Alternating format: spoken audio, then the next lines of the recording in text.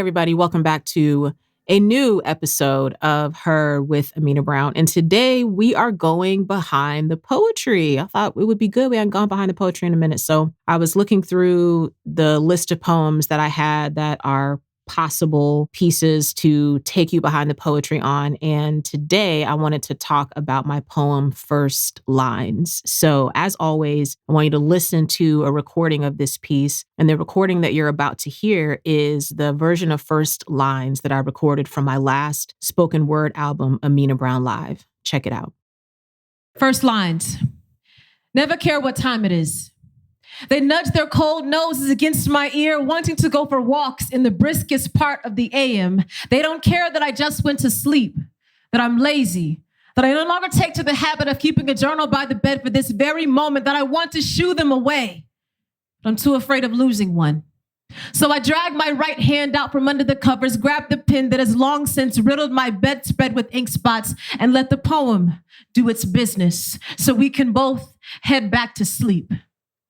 Some days I want to quit, afraid that the words I write, or maybe even my own life, just will never be good enough. But thankfully, words don't give up. They are ants crawling in a line, sending out one at a time to scout out the territory. I mean, they bring reinforcements, long lines of stanzas, tracing the trail around my floorboards, up and then down. The door jambs surrounding the perimeter of my walls will not be stomped or stopped until they find the sweet thing they've been searching for.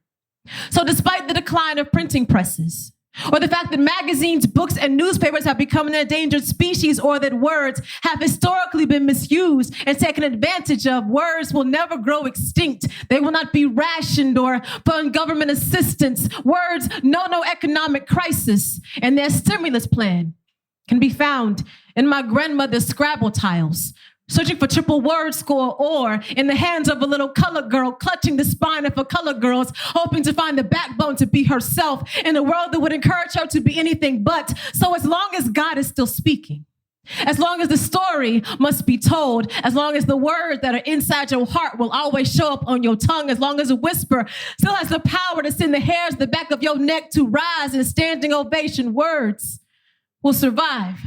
They are really just like the rest of us, searching for a place called home, for strong arms and a warm heart to hold them, for someone to accept them in their present tense, to believe that they can become something, which is why after a long day and an even longer list of things left to do, I leave my worries outside this room. I lay down next to these words. I wrap my arms around them until I can feel them breathing. And sometimes in the middle of the night, we wake up just to share each other's secrets. And then after we have both fallen asleep, the pen slips from my fingers and leaves its mark on the page. Oh, this poem is so tender. I actually feel like most of the poems that I write now all fall in the category of tender. But in the era of time that I was writing First Lines, I was not writing as many tender poems. It was like every now and then a tender poem would come out. And so I feel special feelings, listening back to the piece now. And what made me write the poem is I really have to give a special shout out to my friend and wonderful and amazing poet, Gypsee. She wrote a poem called Why a Poem Has to Wait. And the link to a YouTube video of Gypsee's performance of this piece will be in the show notes. So make sure you check it out because Gypsee is freaking amazing. She's amazing. Internationally renowned poet. And in Gypsee's poem, Why a Poem Has to Wait, and maybe I should give you a little bit of the era of this time that she was writing this, that I then was writing First Lines. I met Gypsee on Atlanta's poetry scene. Gypsee is a fantastic spoken word poet at that time. She was also a slam poet. And if you're not familiar with slam, slam is the competitive side of spoken word poetry. And Gypsee was a formidable competitor. And so she was doing slam poetry. I had done some slam, and I think around the time that I was writing First Lines, I was just starting to kind of edge my way out of slam poetry and just focus most on being a spoken word poet. I didn't really feel like cut out for the competitive parts. But Gypsy and I were not just poets on the same scene, but we were wonderful friends. And she's still someone I consider a friend to this day. And at the time of her writing Why a Poem Has to Wait, if I'm remembering right, she had just had her daughter. And in the poem, she's talking about all these things that sort of, creep in life, all these responsibilities and different things, she had going on. She's got to feed her baby. She's got to take the trash out and take care of different things around the house. And all those things become reasons why a poem has to wait, why a poem can't immediately be written when the idea initially comes to her. And at the time that she was writing this and also experiencing motherhood and, her marriage with her husband and everything, I was single.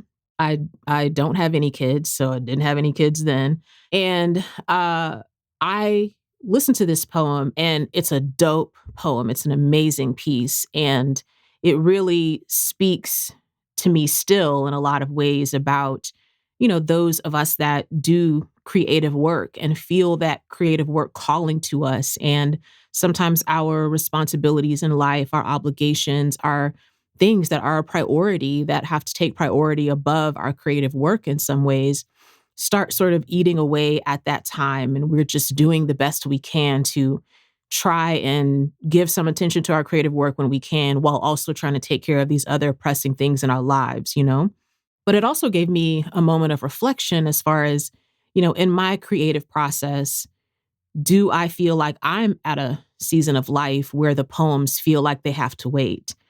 And I didn't feel that way at the time. At the time, I felt like my poems were nagging me all the time. And I sort of thought to myself, what would it be like if I were to write my version of this idea that Gypsy put together in her poem, Why a Poem Has to Wait? And I was like, my idea would kind of be like why my poems don't wait. And that was really the beginning idea for First Lines. What is the real life story behind writing the poem or behind some of the things written in the poem? Well, if I remember right, at the time that I was writing First Lines, I was living alone in my first apartment ever. I can still, y'all, like close my eyes and just see that little place. I was so, so proud of it. My first apartment, I moved into it when I was 27, and I was working in corporate America at the time.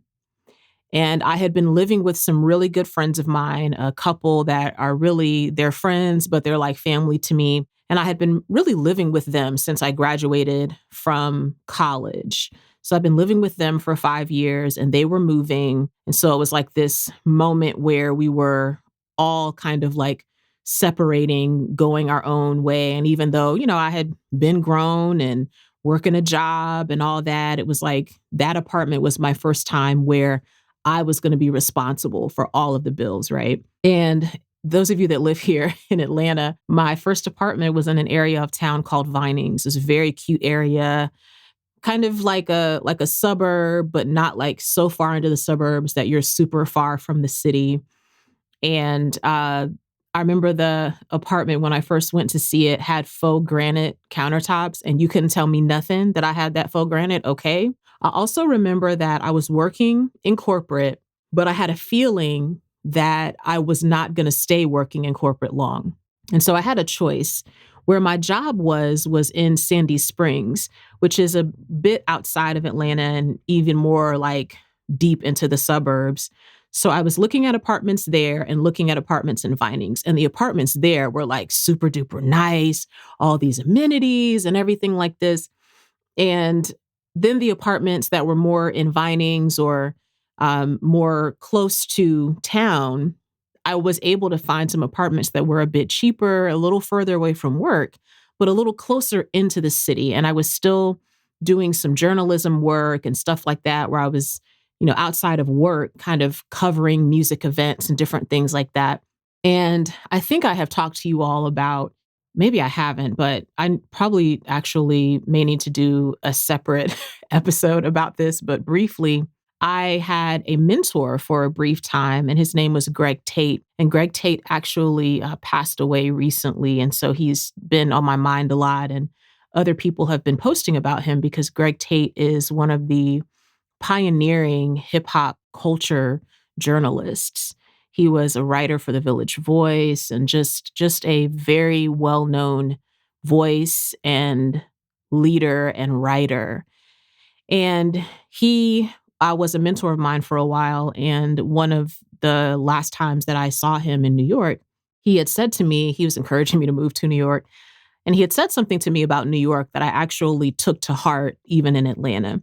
He had said to me, when you pick a place to live that's near where you like to kick it, that's near your friends, that's near the restaurants you love, that's near your bar, your coffee shop, your stuff like that. He was like, you can commute to work, but you don't want to have to feel like you're commuting to the things that you do for fun. So in his advice, he was telling me, when you move to New York, pick the borough or the area of the borough where you're going to live. Pick the borough that's near some friends of yours, that's near the spots you like to live. Take the train into Manhattan or whatever to go to work, you know? But he was like, if you want to live in Harlem, you want to live in Brooklyn, like do that, live near where the fun is for you. And even though I never moved to New York, y'all, I thought about that a lot as it related to Atlanta. And so I sort of had that choice at the time. Like I could move into my first apartment, live 10 minutes from where my job is, live in this really, really nice, expensive apartment. And I kind of felt if I picked that apartment, I was choosing a life. I was choosing a life that meant I was going to have to stay at that corporate job longer because I knew if I decided to leave that job and go into writing and being an artist full time, what if I couldn't afford the rent on that side of town? So I chose my first little apartment. Believe it or not, the rent was $775 for a 1 bedroom, 1 bath. This is almost, wait, I was about to say it's almost 15 years ago, but it's not. It's literally 15 years ago that I was moving into this apartment. And they had 2 units available. They had 1 unit available that would have been more expensive that had a washer and dryer in it. And I didn't own a washer and dryer at the time. And they had 1 unit that didn't even have the plugs for a washer and dryer.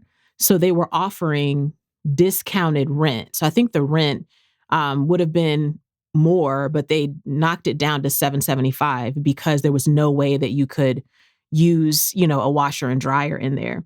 And I was like, yes, I'll take it. So I took it, moved into my first little apartment and figured, hey, I'm going to be on the hustle. And it was true. Within the year that I moved into that apartment, I did quit my job, and was glad, even though I had to move out of there because going full time, I still couldn't afford $775 worth of rent. But I was glad for the months I had having that rent versus the way higher rent I would have had in another apartment.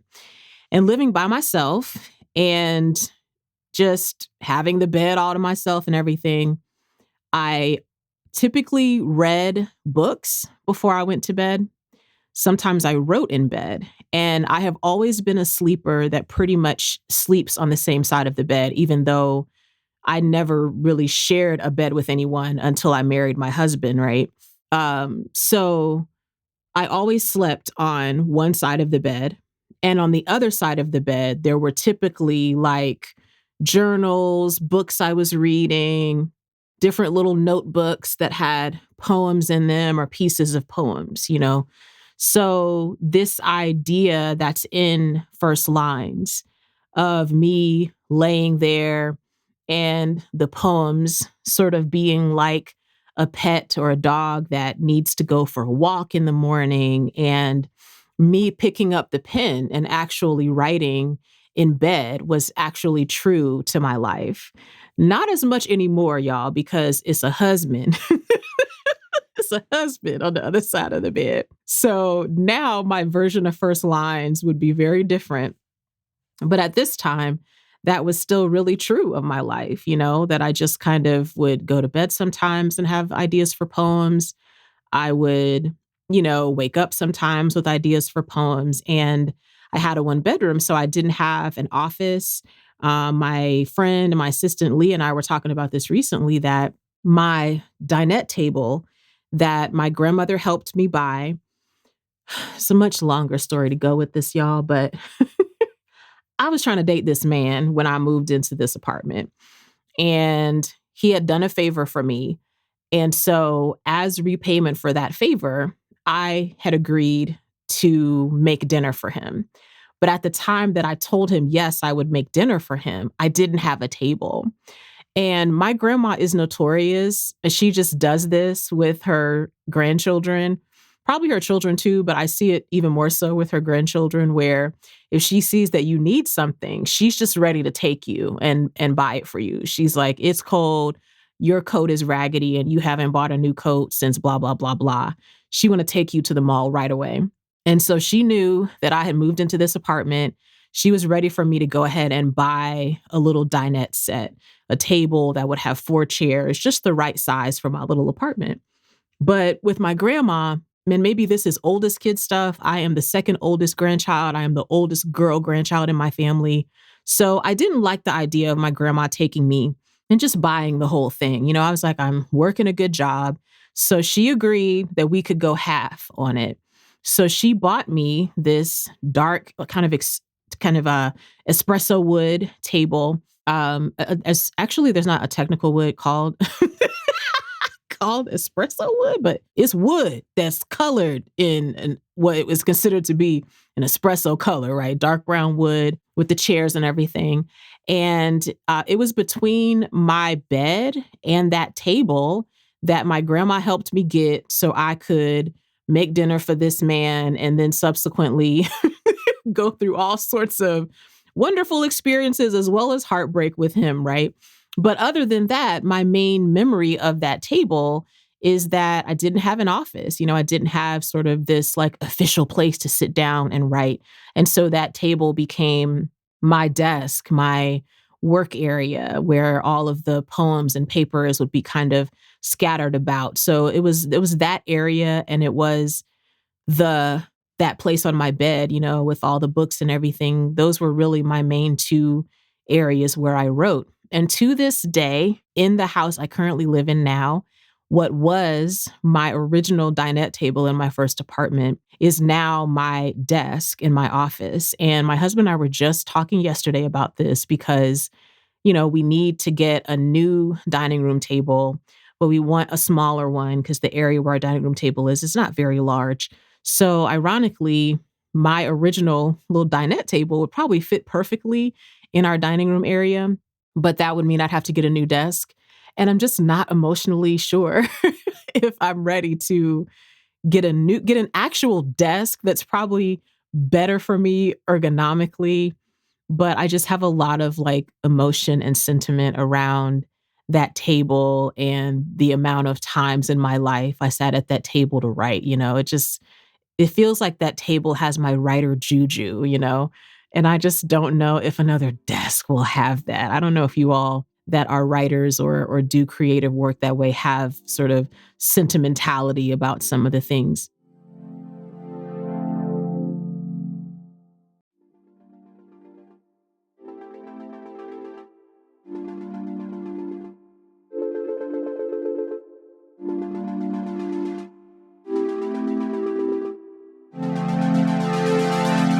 So that's sort of the beginning parts of this piece, this idea of the picking up, you know, my hand out from under the covers. The bedspread riddled with ink blots is also true and accurate. I think I got rid of, I only have one left. I had 2 bedspreads that I'd had for years. I have one left that I just, you know, I don't know. It's like I'm Linus. Is Linus the one that holds the blanket of the Charlie Brown characters? If it's Linus, then I'm him about my blanket. I still have a comforter that was on my bed when I was like 13 years old, and I still curl up with it on the couch all the time. It's one of those blankets that's like not for guests. The only person outside of my husband that like uses it and I don't feel some type of way is my sister. When she comes over, she'll use it. But like if just regular guests are over, that blanket is folded up somewhere. It's not for anybody. But that blanket and the other comforter that I used to have when I was in college all had ink spots on them. Every comforter that I had until I married my husband and we bought like new bedding, all had like ink spots on it because I would write in bed and then sometimes I would fall asleep, and I always write with like rollerball pens. So I would forget and fall asleep or fold up a pen in a book or a journal. And then as I'm rolling over, the pen would like slip out or the book or journal would get folded over and I would wake up and like big ink spots on the bed. So that is an accuracy that was in my life for a long time until I married my husband. I also really appreciate about this poem the honesty that there are some days as a writer that I want to quit.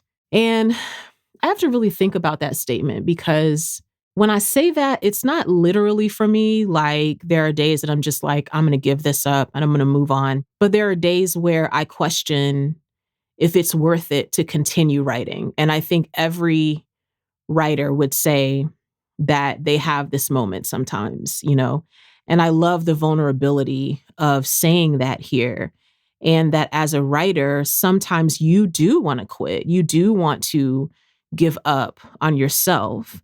But it has been my experience that the words don't give up, that even when I think I, am not a good writer, I'm berating myself or being mean to myself in certain ways, or even in the times that I worry that the words won't come back. That's happened a lot for me as a writer, where I'll go through a time that I feel really prolific, and then I'll go through this kind of quiet, almost fallow time.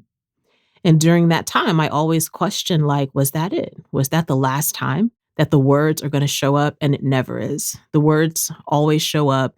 They always come back. And I'm a person who actually really, really dislikes ants. Ants almost freak me out more than like one big bug.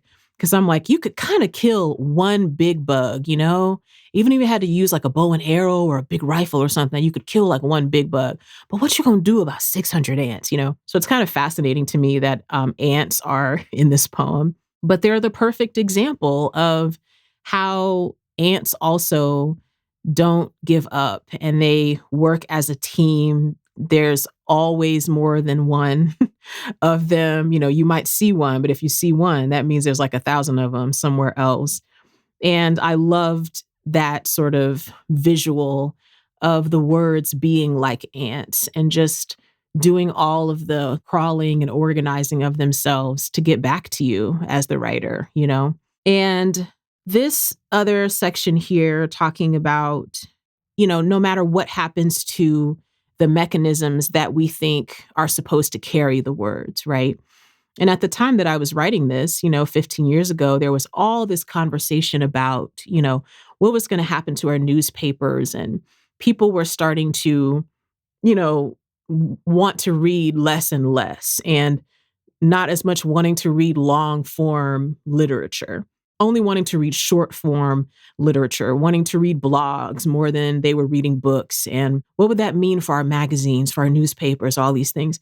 And of course, it's interesting that as things were becoming digitized, a lot of people feared, what will that mean for writers and what will that mean for readers? But in truth, looking back on it, we may have created other accessibility for folks, that there are these options now of, audiobooks that are more accessible, that the audiobooks don't have to be on tape or on CD or whatever. There are, the Kindle, the Nook, the e-reader type of vibes. And now even on our smartphones, I'm not even sure at the time I was writing this poem that you could have read a book on your smartphone at that time.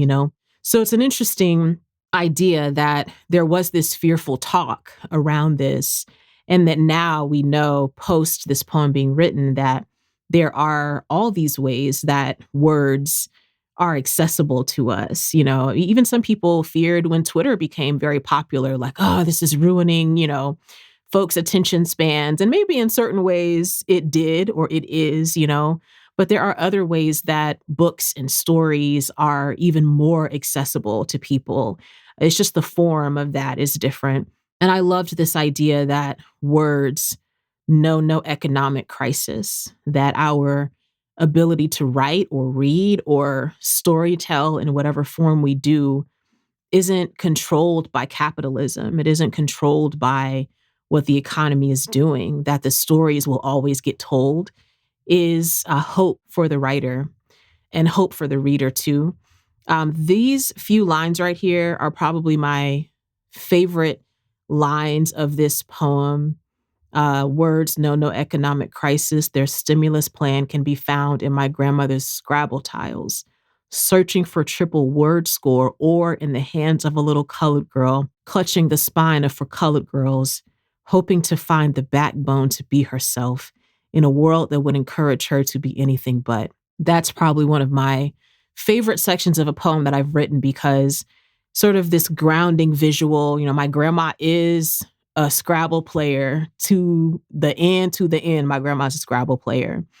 And I was thinking in writing this piece, what were some things in my life that caused me to be a person that values words or felt that words were important. And my grandmother playing Scrabble is a part of that. That words are important to my grandmother, that even to this day, if we're having a conversation with my grandma and we say a word that she's not familiar with, she'll ask us, say it again to me, spell it. And then she'll go in her physical dictionary sometimes and look up what those words mean. Or if she plays someone else in Scrabble and they play a word and she doesn't know it, she'll look up what it means. And I love that about her, that even at almost 90 years old, there's still this openness with her to still want to learn things. And so this idea that the survival of words, it's found in my grandma playing Scrabble. It's found in me having been a little girl that was reading a book like Ntozake Shange's For Colored Girls. And I loved that idea that when we read, here we are holding, for those of us that are reading the actual physical books, you're holding the book that has a spine. And this idea that me holding the spine of a book by Ntozake Shange also would help me to find the backbone to be who I am in the world. And that being a writer is about the power of your own words. It is about the power of your own story.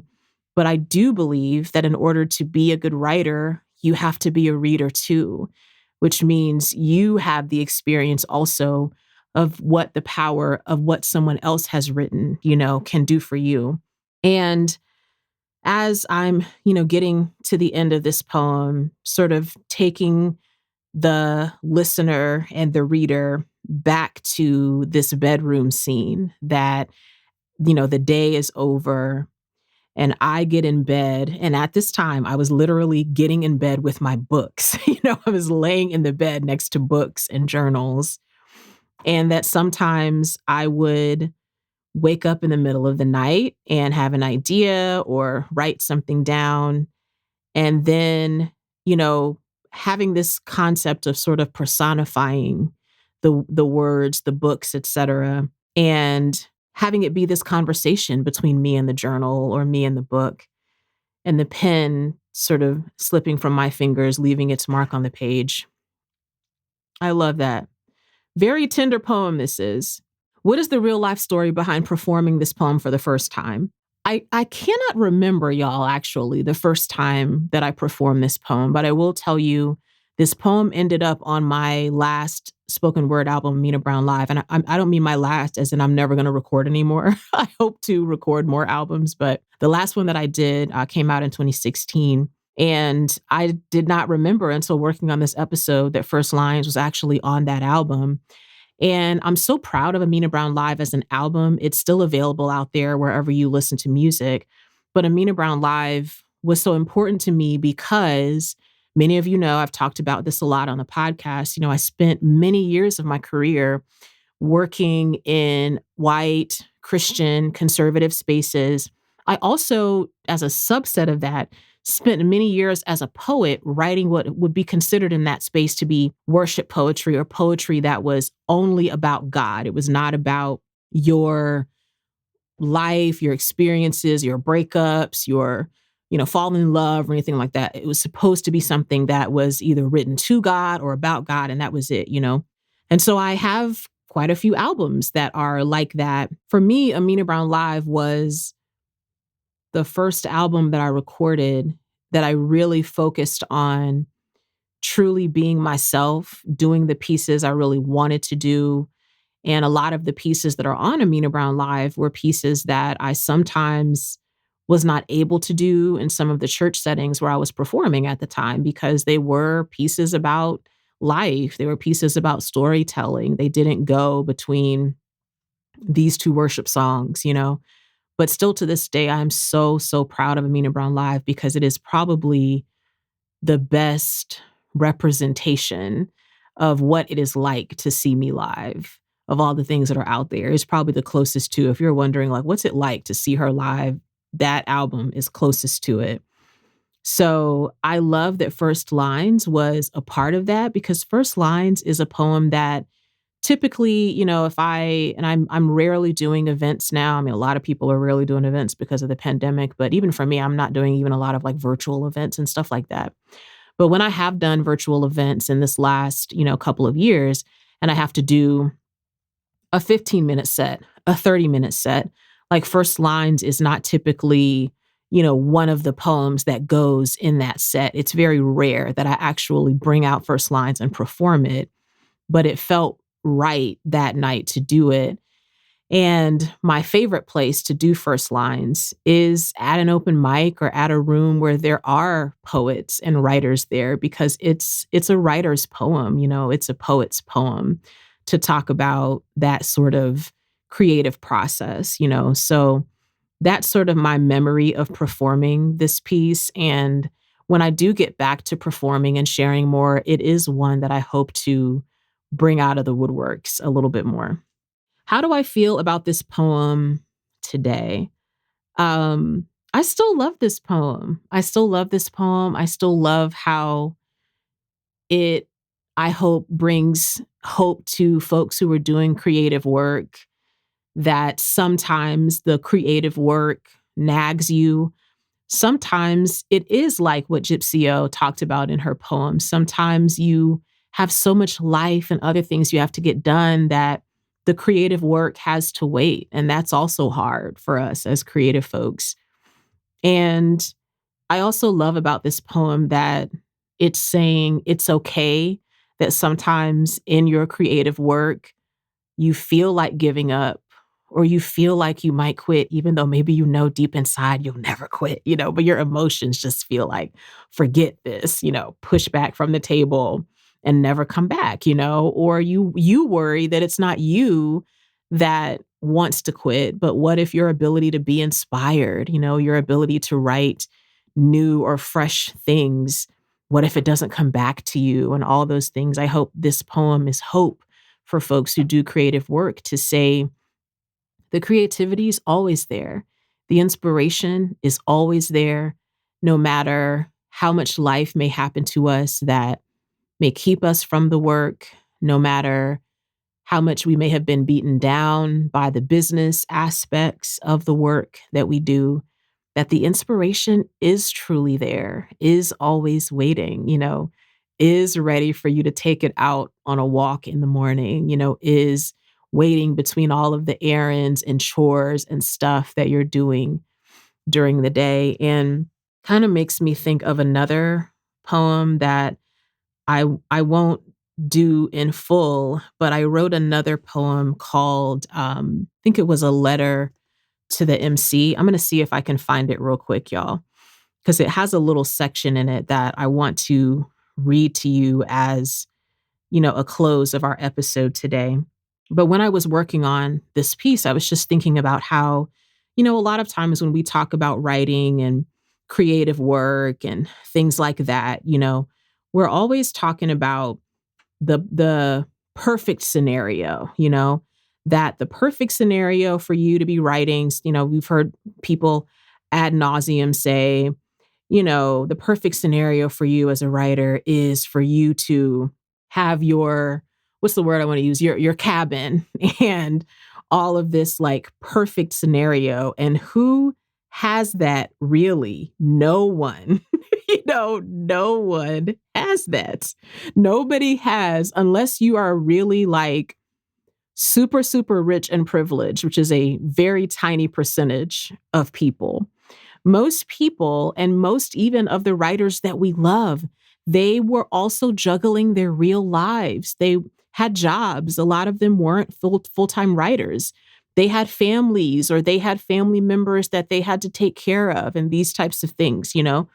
And I want to propagate more the reality and the idea that you can be a writer and be a creative person and have all the things that are going on in your regular life. And maybe you don't have time to write a poem every day or paint a new thing every day, but it doesn't mean that all that life you're living is not showing up in the art somewhere. So I'm going to read this little bit of a section where I was sort of writing to the MCs, the rappers that I love, but I think this applies to writers overall. What I want to see you do is stand on the corner in your own hood. Shove one hand into the pocket of your hoodie, place one hand on your chest, pull that hood over your head and ears and listen to your heart. Listen to the streets you come from. Tell me a story I've never heard. Tell me a story I've heard 1,000 times and help me see it through new eyes. Break out your spiral notebook, scrawl, scribble, write, until your hand cramps up, until the sun comes up, until your lunch break is over, until your boss catches you, until all the words in your head rest, so you can catch shut-eye for a few hours to wake up and do it all again, rhyme, while you restock the shelves at the store, after you put the kids to bed, while your math teacher lectures equations. Unspool the lines wound in your head, hold them in your mouth until you can give them a place to play. That's First Lines, y'all. Thanks for joining me.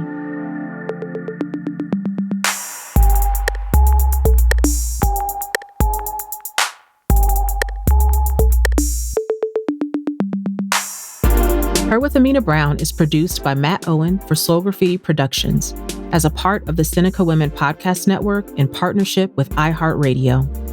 Thanks for listening, and don't forget to subscribe, rate, and review the podcast.